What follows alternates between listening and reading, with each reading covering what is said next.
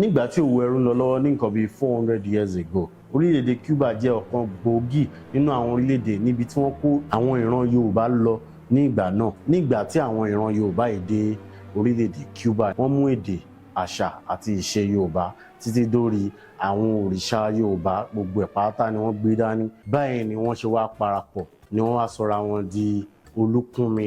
Olúkúnmi ló wá jẹ́ àkótán fún ọ̀rọ̀ tá a mọ̀ sí Lucumi. Oríṣiríṣi nǹkan ti ṣẹlẹ̀ sí èdè Yorùbá ní Cuba, ṣùgbọ́n èdè yìí ṣì wà bí mo ṣe ń bá yín sọ̀rọ̀ yìí. Kí wá ní àjọṣepọ̀ tó wà láàárín Yorùbá tó jẹ́ èdè tiwa ní orílẹ̀-èdè Nàìjíríà àti Lucumi tó jẹ́ èdè tiwọn, èdè ìran Yorùbá tiwọn ní orílẹ̀-èdè Cuba. Èdè Lucumi dẹ̀ ṣì wà bí mo ṣe ń bá yín sọ̀rọ̀ yìí. Ní ìgbà tí àwọn ìran Yorùbá yìí dé ìlú Cuba ní ìgbà náà, wọ́n bẹ̀rẹ̀ sí ń ṣe àwọn ẹ̀sìn wọn, wọ́n bẹ̀rẹ̀ sí ń bọ àwọn òrìṣà tiwa, ṣùgbọ́n apá òyìnbó amúnisìn yóò wá ká àwọn ìran ìmọ̀ ní ìgbà náà torí wọ́n ń lo àwọn àyájọ́ láti máa fi bá àwọn ọ̀gá wọn sọ̀rọ̀.